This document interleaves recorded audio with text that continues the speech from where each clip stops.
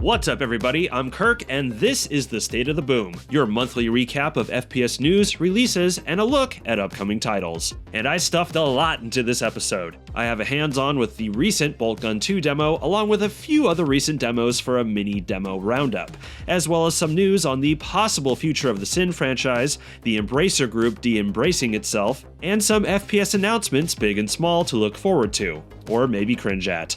Let's get cracking.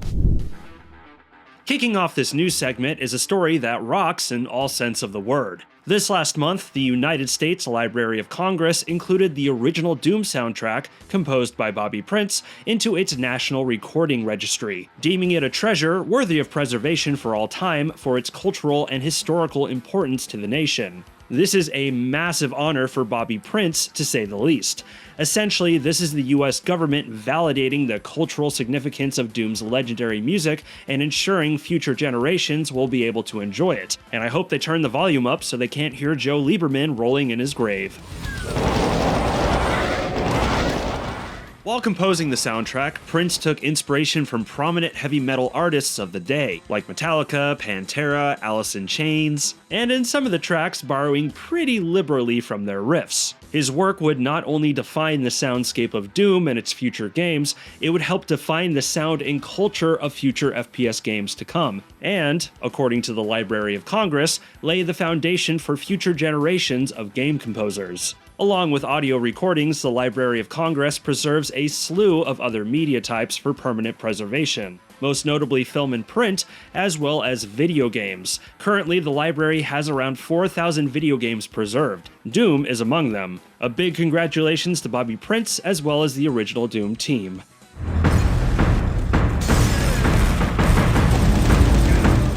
Back in March, Nightdive Studios re-announced Sin Reloaded, the long-awaited remaster of the classic 1998 shooter, Sin. Nightdive originally announced Sin Reloaded back in 2021 before putting it on the back burner to finish the System Shock remake. Now I wish this story was to announce a release date for Sin Reloaded, but unfortunately Nightdive is still staying tight-lipped on that. But this last month, they hinted at what could be possible with the Sin franchise in the future. In an interview with Rock Paper Shotgun, Nightdive CEO Stephen Kick said that if Sin Reloaded is successful, he sees a world where Nightdive could finish its sequel, Sin Episodes. Sin Episodes was a planned 9-episode follow-up developed by Ritual Entertainment. Its first episode, titled Emergence, was released back in 2006. 20 years ago. It was one of the first titles to use Valve's Source engine outside of their Half-Life titles, as well as one of the first titles available to purchase on Steam. It was an ambitious undertaking. Ritual planned to have an episode available every 6 months, and player feedback was going to be used to shape the course of the 9 episodes. Keep in mind, this is one of the first examples of the modern episodic release model that would become prominent in the 2010s from developers like Telltale Games, and was well before the pitfalls of such a release model were discovered. Unfortunately, despite positive feedback for Emergence, its poor sales put the kibosh on Ritual being able to complete the remaining 8 episodes, and shortly after its release, they were acquired by Mumbo Jumbo, a casual game developer that closed its doors in 2018. Over these last decades, underserved Sin fans have only had to wonder what could have been with the episodes, which is why this possibility for a continuation is so exciting. And since Nightdive now owns the rights to the Sin franchise, if the stars align, there presumably isn't much that could stop them. To quote Kick, finishing 8 more episodes might be a little ambitious, but it's certainly a possibility. If the reception to Sin Reloaded is overwhelmingly positive and it reignites a good amount of interest, that's all it would take, really. The article then goes on to explain that Nightdive would handle the project much like their remaster efforts, in that they would consult the original developers, get an understanding of what they wanted the final product to be, and execute on that vision as best as possible. And according to Kick, much of the plans and design documents for the unfinished episodes 2 and 3 still exist and would be used as a template. However, the episodes beyond that are a bit hazy and would require more invention than restoration. There also wasn't an elaboration on how this would be achieved technically, if Nightdive would use the Source engine or Source 2, or involve its own Kex engine. All of that is firmly in speculation land. Personally, I think it's likely they'll drop the episodic model and make a proper Sin 2 based on the episodic plans. Obviously though, whatever could materialize is a ways off, as Sin Reloaded still needs to release and commercially do well for Nightdive to justify developing the IP further. But it is cool to see the door being opened again for Sin. Hello, Blade. Welcome to my little kitchen of horrors. You would wage this war alone?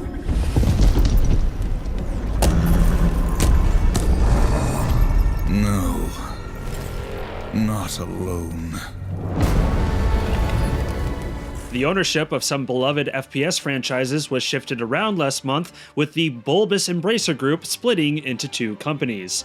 For the last decade or so, the Embracer Group has been in the gaming news cycle like a tick stuck in our scalps, making waves by acquiring hundreds of companies and controlling countless IPs. Starting in 2013 when they purchased the bankrupt THQ and all of its assets, and reaching a worrying peak when in the early 2020s they got their hands on Saber Interactive, Gearbox Software, Dark Horse Comics, and the rights to The Hobbit and Lord of the Rings, which they share with Amazon, who owns the television rights. However, the spending spree came to a halt in 2023 when a $2 billion investment deal from the Saudi Arabian government fell apart, forcing Embracer to close down a slew of studios, leading to massive layoffs, and sell some of their recent acquisitions, Gearbox and Saber in particular. It's been confusing, irresponsible, embarrassing, and frankly pretty dumb. And this last month, the Embracer story continued with the announcement that it will be split into two companies, both to be listed on the Stockholm Nasdaq,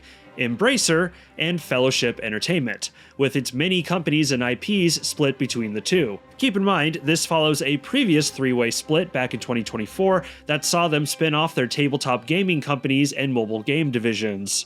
Fellowship Entertainment will control the Hobbit and Lord of the Rings IP, as well as Tomb Raider, but under its umbrella it will also have the Metro series, Dead Island, Deus Ex, Thief, and Timesplitters. And those are just the FPS franchises. Other notable IPs include Darksiders, The Legacy of Kain, and Kingdom Come: Deliverance. Embracer will retain the remainder of the IPs, including Killing Floor, Destroy All Humans, Reanimal, and many, many more.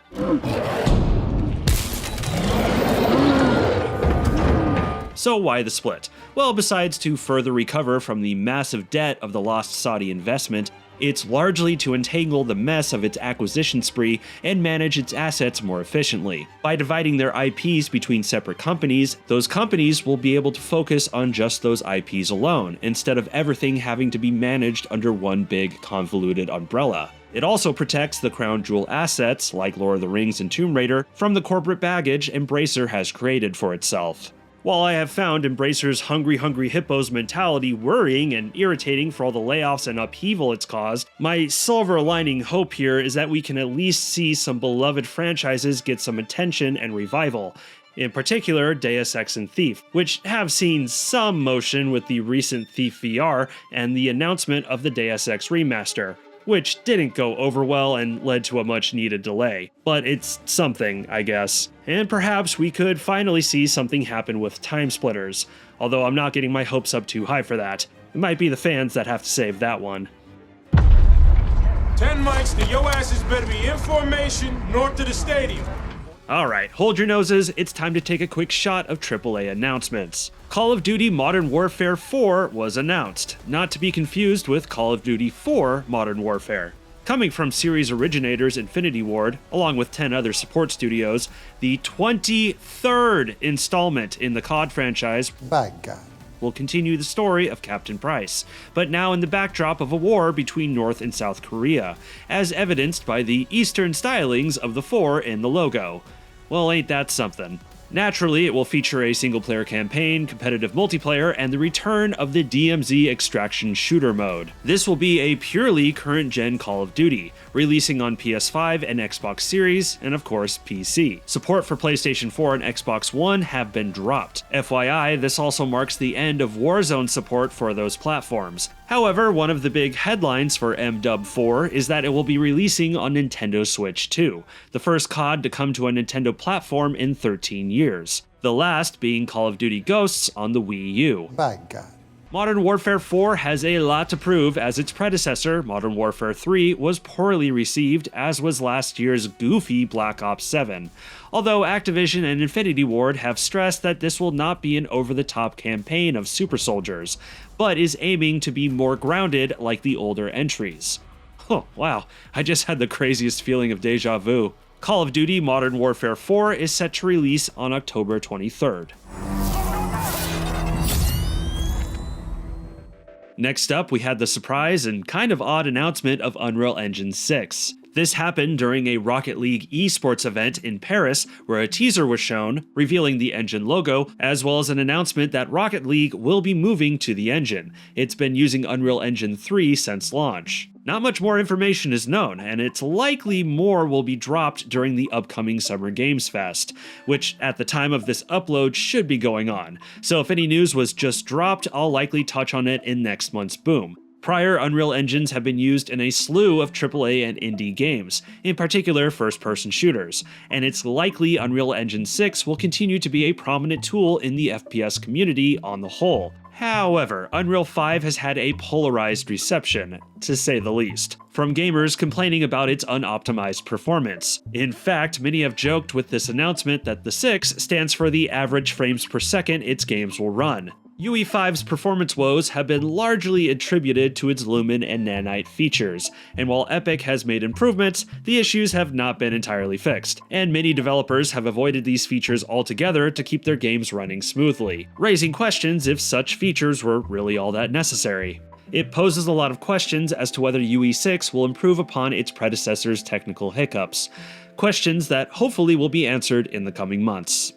My patience is wearing thin, Shorty. Oh, whoa there, boss. Where's episode 2? Let Shorty tell you all about it before you whack me, alright? Jeez. Okay, now that we've sucked that shot down, let's get a good chaser of indie announcements for relief. There was a new trailer for Fallen Aces Episode 2, a tongue-in-cheek one at that, where a mob goon named Shorty, voiced by Dave Oshry, explains to his boss, voiced by Gianni Matrigano, why the new episode is taking so long, which cleverly shows off all the new things coming, like the big new levels, new weapons, enemies, gameplay with your new partner Delia, improvements to the level editor, as well as a slew of human-made art assets. We don't use none of that AI bullshit either, so the goons in New Blood gotta do it all by hand, okay? I like that. Easily the most substantial peek at Episode 2 we've had so far. Still no release date, but Dave, Shorty, promises it's almost done and coming soon. Promise, it's almost done and it's gonna be worth it, alright? Alright.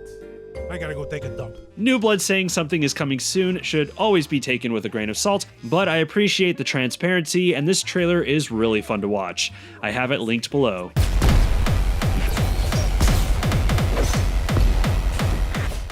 Texnoplazm Episode 2 is coming on June 25th, adding 7 new maps, 3 new weapons, new enemies, and a slew of improvements. I reviewed the early access version of this FPS beat-em-up last year and really liked it, and feel it should be getting a lot more attention. There's a demo available if you're curious.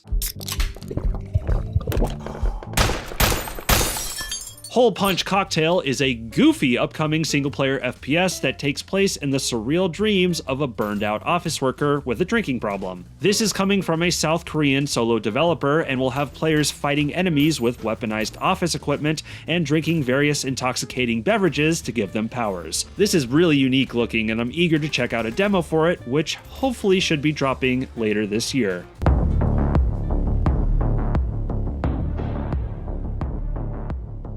And finally, I was reached out to by one Joseph MacJanick. So sorry if I butchered that. A former level designer at Crow Team, the makers of Serious Sam, who is independently developing Invariant. Made in Godot, this is a survival horror FPS drawing inspiration from Half-Life, Fear, Resident Evil, and John Carpenter's The Thing, which is a whole bunch of stuff I really like, and it has me intrigued. Set in a research facility in Antarctica, a catastrophic incident occurs which leaves you fighting vicious creatures and dealing with ever-growing paranoia. In classic survival horror fashion, the game will feature resource management, puzzles, high-stakes combat where every bullet counts, And naturally, it will all be enveloped in a dread-heavy, claustrophobic atmosphere. There's not a whole lot out there on Invariant yet, other than a brief teaser trailer and screenshots, but the developer is aiming for a release sometime next year. I have its Steam page linked below if you want more information. Okay, now it's time to get into some demos. I got my hands on 4 upcoming FPS titles last month, each broadly different from one another and each showing a lot of promise. Also, be sure to let me know your thoughts on these titles down in the comments. First up, we have SOE64. This is a throwback to the N64 classic GoldenEye 64, as well as its spiritual successor, Perfect Dark, aiming to recreate its graphical stylings, gameplay, and feel in a World War II setting. You play as a British SOE officer who goes on various secret missions to undermine the damn dirty Nazis. This is being developed by one Toby Hatchett, who is a member of Rock Digital, having worked on Boltgun, its upcoming sequel, and the recent Starship Troopers Ultimate Bug Hunt. This is his side project that he's been working on for around 2 years now. The demo comes with 3 missions, ranging from an airfield and a sandy desert to a rain-slicked missile bunker, and of course has a big arsenal of World War II favorites: the MP40, Luger, Sten, you name it. It's a pretty good demo. So far, the game is nailing the feel and frantic fun of classic GoldenEye.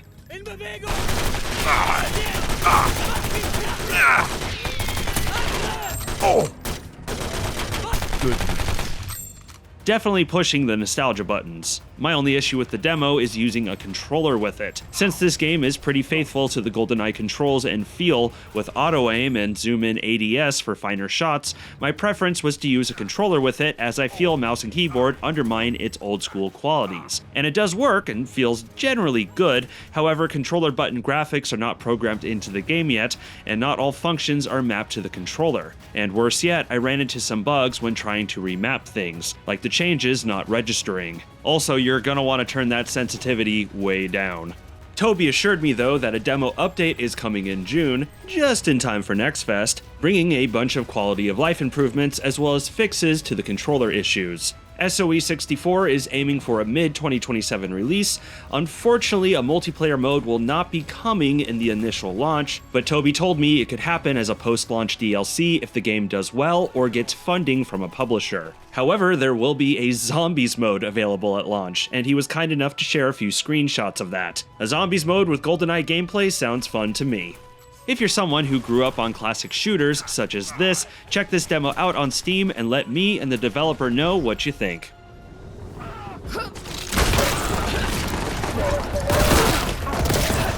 Speaking of Boltgun, a demo for Boltgun 2 was finally released on Steam this last month. The demo has the option to play as returning protagonist Malum Kaido, as well as newcomer Naira Veyrath. It features 2 levels, an overgrown jungle full of carnivorous plants and poison enemies, as well as a frigid ice mountain infested with demons. So for whatever reason, I got it in my head that Malum and Naira had their own separate campaigns, rather than sharing one. So I was a little surprised to be playing the same levels when I swapped characters. A bit of a letdown for me, but it wasn't a horrible thing, far from it. Kind of reminds me of a Chris and Jill Resident Evil 1 sort of thing. And the campaign is promised to be branching with unique levels depending on which branch you take. Perhaps some of those branches are character specific. I don't know. The Emperor has judged you unworthy. For this segment, I'll be focusing more on Naira, as she is the new of Boltgun 2, but we will be touching on Malum here and there. Naira is a bit of a faster feeling and agile character compared to Malum. She begins with a 5-shot bolt pistol, which feels more limited compared to Malum's beefy bolt gun, but definitely packs a punch. She also has a power sword that behaves more like a typical melee weapon, as opposed to Malum's chain sword that magnets you to enemies. It feels good to use though. It attacks rapidly and has a wide range, with a hold down charge attack that thrusts her forward. She also has a power slide ability, handy for liquefying the lower level nuisances. Malum has a similar crowd-splatting ability called Obliterating Charge, replacing his sprint tackle ability from the first game, although this one is way more powerful. Malum has his standard grenades from the first game, whereas Naira has the Melt-A-Bomb, a powerful AoE attack that has to be activated first before throwing out, lighting enemies on fire upon explosion. Between Malum and Naira, most of the weapons featured in this demo are returning ones from the first game. But with Naira, we can enjoy the Stake Thrower, a crossbow that shoots a single powerful arrow with a brief charge up. A bit of a learning curve for the timing, but pretty satisfying once you get it down. Overall, it feels like more Boltgun, especially considering the graphical presentation hasn't changed too much over the last game. And even more so if you play as Malum Kaido, who despite some tweaks to his abilities and returning arsenal, largely plays the same. Not a bad thing. I like the first Boltgun, and what I played in this demo I enjoyed. And so far I got nothing but positivity towards the new character. But I can't say this demo has sold me that the sequel is bringing a vastly improved, different experience. The knee-jerk here is that this is looking more like a Boltgun 1.5 than 2. But I gotta see way more than these two levels, so I'm hoping to be proven otherwise when the final version comes out. Still, no release date yet. You'd think the demo would be the perfect time to drop that, but I have a feeling we'll have one soon, especially with Summer Games Fest and other summer gaming events just around the corner. This is also one I'm hoping to review, so be sure to check back for that.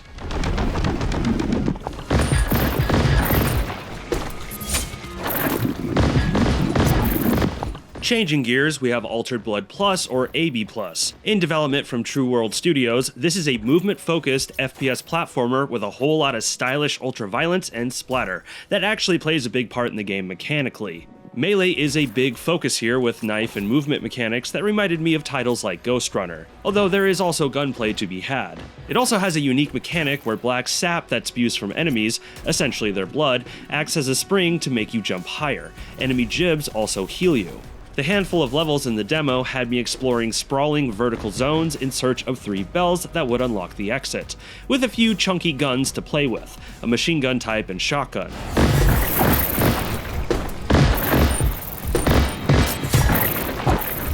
The gunplay is hefty feeling and perhaps jarring at times, but overall feels satisfying, and the platforming is okay so far, but to be honest I find the general movement to be jittery and awkward. There's a forward thrust to your jumping and melee attacks that made it hard to control the character. Although to be fair, I think that's in service of keeping you in a constant speedy flow, so perhaps I just need to get better with the game.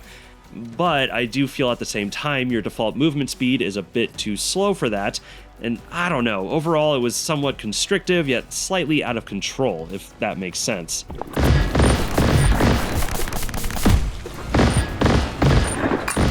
Artistically, I'm into a lot of what the game is doing. In fact, it was the key art for this game that really lured me into it, with this slick yet bizarre reptilian main character and vivid red coloring, which is translated into enemy and weapon animations, which look pretty good. However, I wasn't loving the look of the starting levels, being desaturated and kinda bland with not much to characterize them. Kinda boring. Also, the music was awfully repetitive, with disjointed, surreal guitar riffs. I'm being forward about this stuff because I think there's some interesting artistry going on here. It's just not congealing yet, at least for me, and I think the devs are just in grasp of making it really land. The demo is worth checking out though, and I do think AB Plus is trying to do something different, which I appreciate out of my shooters these days.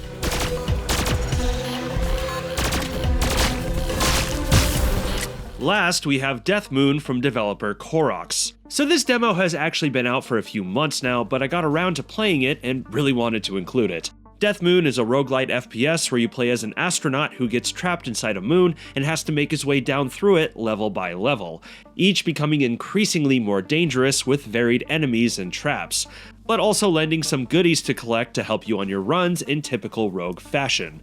And fishing.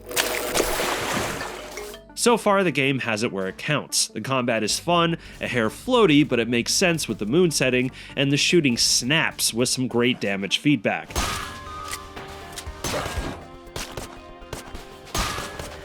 Also, I'm a sucker for a polygonal art style if done well, and so far I think this game looks charming. It's also pretty tough. Enemies are aggressive to say the least, and projectiles are unforgiving. Even for this demo, the layers felt varied with each run. It took a while for me to start getting my hands on more weapons, but when I did, they were fun to use, and there's a few different methods in upgrading and changing them. And the bosses I battled were really fun, with inventive arena dynamics to up the challenge. But what I really liked above all is that there's a quirky and silly personality to this game that I find endearing. Like, you go to this oasis rest area where you can purchase items and go fishing for upgrades. And there's this foul-mouthed, crotchety NPC that goes into detail about having a self-growing cigar on his body that should last him 43 years. And the dialogue of it reminded me of the goofy writing of old LucasArts games like Monkey Island. Overall, I think this one looks really cool and I had a fun time with it. And I really think it should be on shooter fans' radars, especially those that love roguelites.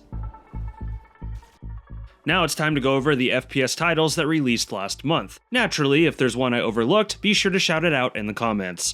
Also, when this video wraps, be sure to check out my other content from this last month, my review of the body cam shooter Better Than Dead, as well as the Quake-like Gravelord. And if you're new here, please be sure to like and subscribe. It's a very big help with the algorithm and getting my content to more people.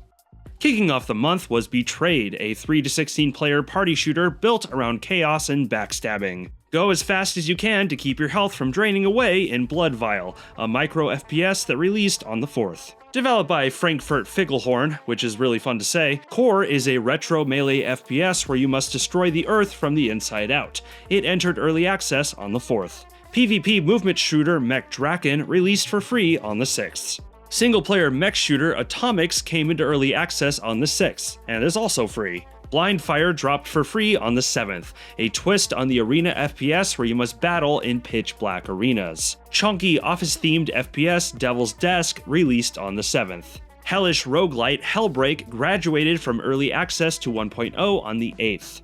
Also on the 8th was Deadlooker, a free-to-play roguelike shooter where you must battle your way through a city taken over by a casino cult. Cutesy Halloween boom shoot Vampire Pumpkin Plot released on the 8th as well. Pixelated pumpkins, gotta love it.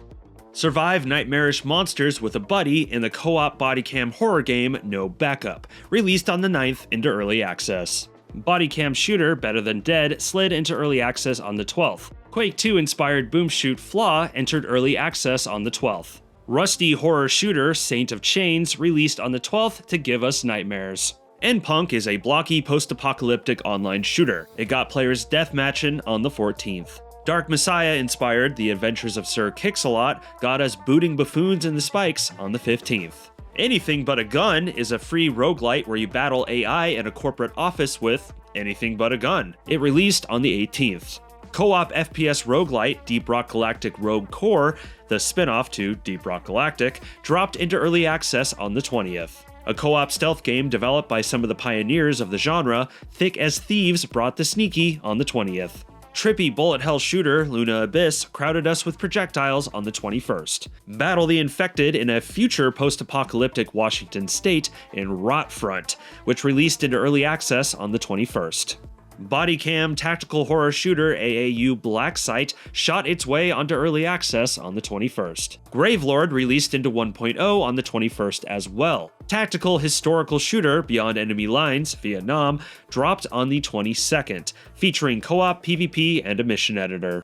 Heads flew and blood splew in the anime-inspired Blood High on the 22nd. Juggle a ball with a rocket launcher in the simple cutesy FPS Keepy Oppy, released on the 25th.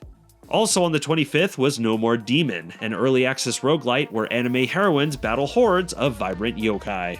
Flesh Cancer is a fast-paced boomer shooter that is clearly okay to let your children play. It brought its nastiness into early access on the 27th. An ultra-fast movement shooter with a dodgeball spin, Sideless released on the 27th. And old-school FPS Enigmatic Worlds, featuring wild visuals inspired by classic Amiga titles, released on the 27th as well. And before we wrap up, let's look at some of the games coming in June. Starting off the month is I Am Better Than You, a competitive shooter where you try to pop your opponent's balloon, which is also their head. Free-to-play military FPS The Reserve releases on the 3rd, featuring PvP and PvE action. Black Powder Box is a PvE sandbox FPS, giving players the freedom to create their own levels and compete against their friends in whatever way they want. It releases into early access on the 5th. A first and third person roguelike, in Killer Bean you play as a highly skilled coffee bean that's out there to take on the baddies of the world. It roasts on June 8th. Sports meets Slaughter in Sportal, a roguelite arena FPS chucking out some balls on the 11th. A Metroidvania boom shoot in the vein of Castlevania and rocking a low poly art style, Alaric whips into action on the 15th. Described as a squirmy, bouncy boomer shooter, Goblin America looks like an eccentric and most certainly bizarre experience. It starts weirding people out on the 17th. Looking like a long-lost Virtual Boy game, The Last Salvage Squad drops on the 17th, an anime-inspired FPS where you must battle giant mechs. Bringing 50v50 online battles, Hell Let Loose Vietnam deploys on the 18th. Slot or Die drops on the 25th, an FPS dungeon crawler roguelite set in a bizarre medieval castle. And finally, old-school fantasy boom shoot Ironwood blasts out on the 26th. And that will do it for this State of the Boom. If there's any other news stories or releases not talked about here that you care about, be sure to shout them out in the comments. I'm Kirk, and thank you for taking the time to watch this video. Stay safe out there.